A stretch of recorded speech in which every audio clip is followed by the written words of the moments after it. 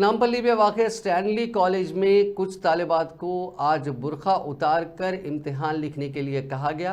ये बात जैसे ही बाहर आई, मजलिस के रुकने कानून साज काउंसिल मिर्ज़ा रहमत बेग कॉलेज पहुंचे और इंतज़ामिया से बातचीत की।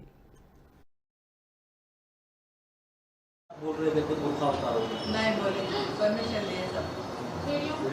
हमारे पास प्रूफ है मैडम, वीडियो है। यहाँ प्रूफ रहता। आया माल्ला बोल रहा है। See, those who want to देखो madam, remove, those who want to wear burqa, right? That is what we tell every year. Now also we told the same. We have also provided room. हाँ, ये we have बताओ। provided room.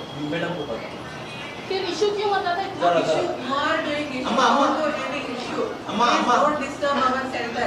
We are doing exam from अम्मा। 30 years. अम्मा। I saw we give instruction not to disturb them because they are making so many chicks. They are making hundreds of chicks.